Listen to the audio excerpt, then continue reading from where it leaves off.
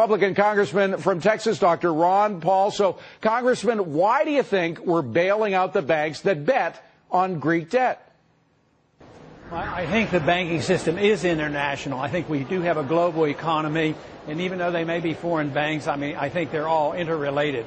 And they may analyze it and say, well, if we let it go, it will affect more countries, and we have to stop it, just like all the argument was stopping the meltdown we had here a couple of years ago. But to me, it is a real shame that that's happening, but I think it's all, the burden is placed on our dollar, and we're going to see continued depreciation of our dollar. And to me, the only measurement of the dollar value is against gold, and we know that the dollar is being deeply depreciated constantly. Now, as bad as it is, U.S. taxpayer dollars going to pay off banks that bet on Greek debt, there is a possibility that some of our tax dollars will go to paying off those who hedged their bets and voted with their money on credit default swaps, betting that, in fact, Greece will fail. Is there any chance that any of our money will go to pay off credit default swaps? Oh, I would think so, because it's going to be very hard to follow all this. I was hopeful that we would get a true audit of the Fed and we can trace all this and find out what goes on. But no, I think the expansion of credit by our Federal Reserve will be able to bail out anybody and everybody they think necessary to bail out. So our money will not be well regulated except for those special interests. Now, here's a question. By the way, we've contacted AIG about this question, and we'll tell you about their response in a moment. But is there any possibility that AIG, which of course issued credit default swaps on those bad subprime debts, and that's what taxpayers had to bail out, may have been issuing CDS's credit default swaps on Greek debt? Oh, I would think so. I don't know in detail. I don't have the information, but I don't know why they wouldn't be, because they knew it was a crap game, and if they thought they could make it, to make money on it, they would go and do it. It wasn't like Goldman Sachs was ignorant of it.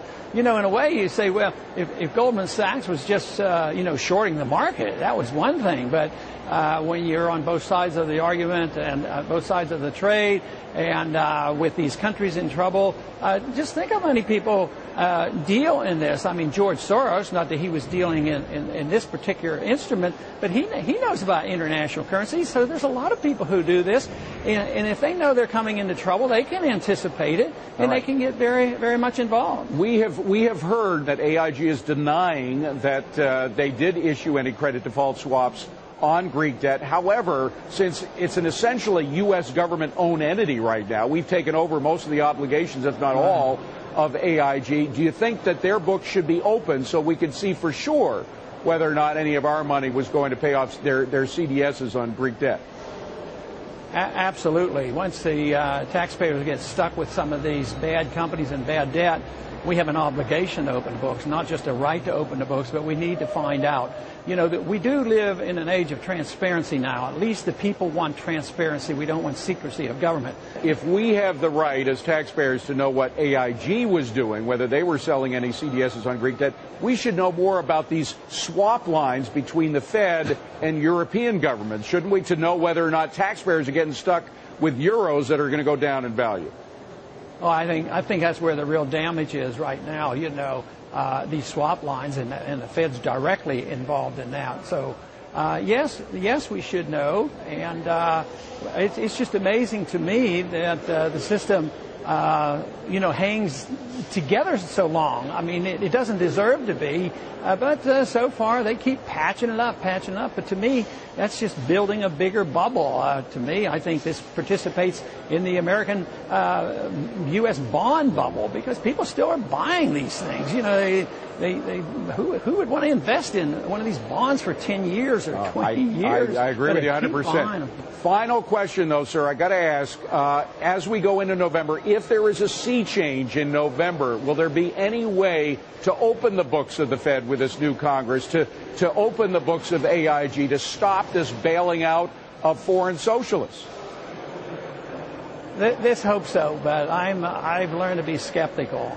Right now, there's talk of that if the Republicans would regain, but they don't always follow through. I will do my very best to hold them to arguing and promoting transparency, But we'll have to wait and see. But the taxpayers and the voters should hold us accountable to demand more transparency. All right. And don't forget the blue dog. Some blue dog Democrats are more reliable than some so-called conservative Republicans. Good to see you. Ron Paul from the halls of Congress. Thank you very much for being here.